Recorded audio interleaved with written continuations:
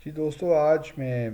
جموں اور کشمیر کے درمیان ایک جو لائن کھینچی ہوئی ہے جسے آج کل ہم لائن آف کنٹرول کہتے ہیں، اس کی بات کرنا چاہتا ہوں۔ جب یہ تنازعہ شروع ہوا 1948 میں، تو اس کے بعد سے جنگ بھی ہوئی، اور پھر بھارت نے 1 جنوری 1948 کو یہ معاملہ یونائٹڈ نیشن سیکیورٹی کونسل بھیجوا دیا۔ انہوں نے پاکستان میں بہت سے الزامات لگائے، پاکستان نے بھی اپنا جواب دیا 15 جنوری 1948 کو۔ اس کے بعد جس طرح کہ آپ جانتے ہیں بہت سی قراردادیں پاس ہوئیں جو کہ بھارت نے بھی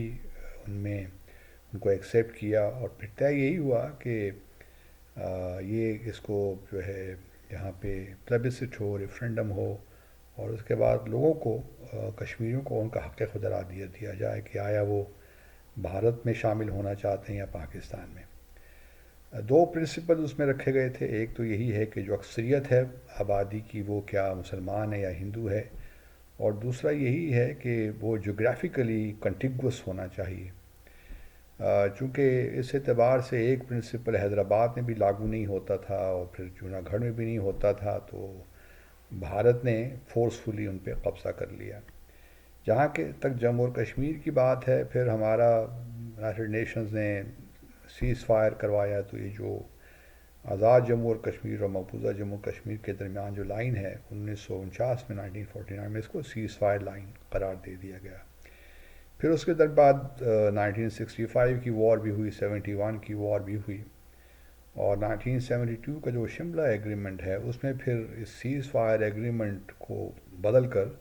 اس کا نام لائن آف کنٹرول رکھ دیا گیا۔ اب نام میں تو کچھ نہیں رکھا، لیکن بہرحال ان کی بڑی اہمیت تو ہوتی ہی ہے۔ خاص طور پہ اس قسم کا جو تنازعہ ہے جس کی بہت سی انٹرپریٹیشنز ہیں، پولیٹیکل، لیگل، اور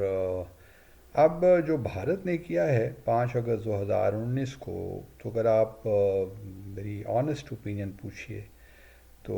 اس نے، بھارت نے جتنے بھی ہمارے بائی لیٹرل ایگریمنٹس تھے ان کی خلاف ورزی کی ہے۔ چاہے وہ شملہ ایگریمنٹ ہو 1972 کا، اس کے بعد جو ہے لاہور ڈکلریشن ہو 21 فروری 1999 کا، یا اس کے بعد بھی شرم الشیخ جوائنٹ اسٹیٹمنٹ ہو 16 جولائی 2009 کی، یا اوفا ایگریمنٹ بھی ہو فار دیٹ میٹر 10 جولائی 2015 کی، اور پھر 9 دسمبر 2015 کی جو آخری ہماری جوائنٹ اسٹیٹمنٹ ایشو ہوئی۔ اب بھارت نے تو یہ تمام کام کر لیے جو 5 اگست 2019 کو، اب تو جو ہے میرے حساب سے، میرے خیال میں تو بائی لیٹرلزم کی اب کوئی گنجائش نہیں ہے پاکستان اور بھارت کے درمیان، جب تک کہ بھارت اپنی پوزیشن کو ریویو نہ کرے۔ اور اس میں یہی ہے کہ اگر ہم نے بالکل ہی فلیکسیبلٹی شو کر دی، بھارت کا یہ جو اس نے ترامیم کی ہیں اپنے آئین میں، اور جموں اور کشمیر کی جو خصوصی حیثیت ہے اس کو ختم کر دیا ہے، تو پھر بس یوں سمجھیے کہ یہ تنازع جو ہے ایک نیا موڑ لے لے گا اگر پاکستان نے بغیر کسی فلیکسیبلٹی کے بھارت کے ساتھ، بھارت کی جانب سے بغیر کسی فلیکسیبلٹی کے ان سے بات چیت دوبارہ شروع کی۔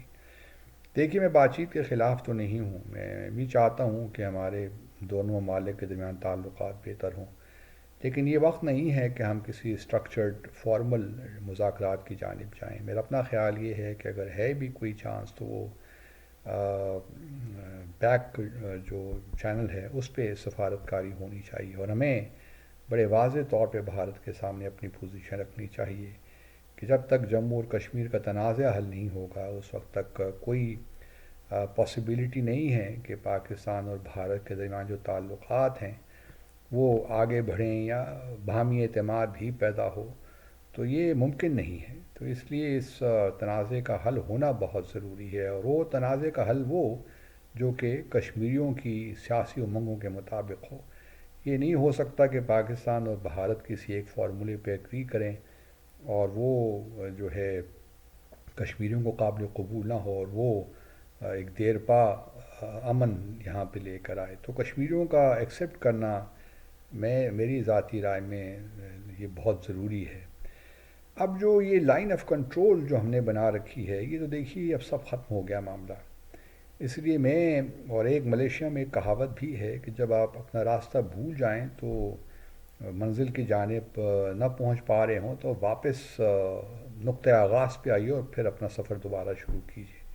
تو میرا بھی کچھ یہی خیال ہے کہ اب ہمیں نقطۂ آغاز سے آنا پڑے گا، اور پاکستان جو ہے جتنے بھی بائیلیٹرل ایگریمنٹس ہیں ہمارے، خاص طور پہ پولیٹیکل نوعیت کے،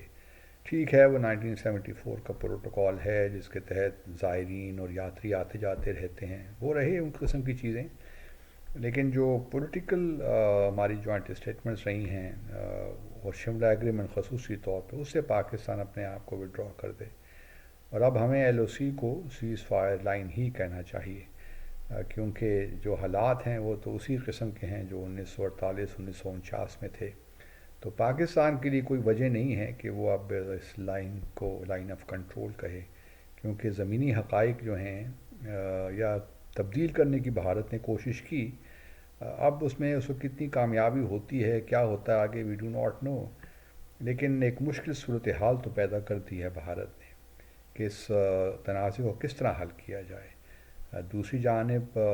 صبح و شام بھارت کا یہ بھی ایک رویہ رہا ہے کہ وہ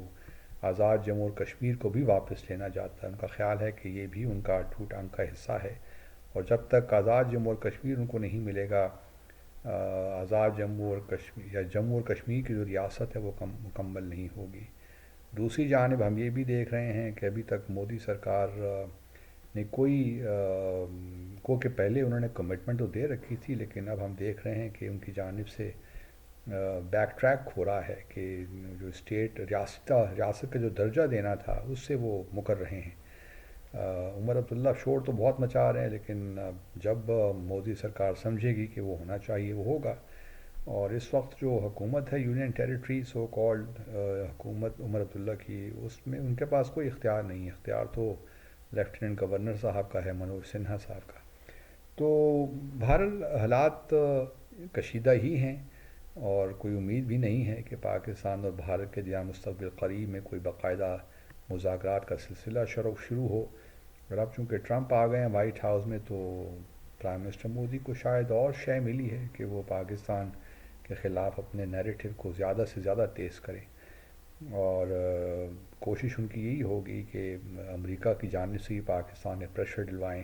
افغانستان کے تھرو بھی اور ڈائریکٹ براہ راست بھی، کہ پاکستان اپنی کشمیر پالیسی کو تبدیل کرے، اور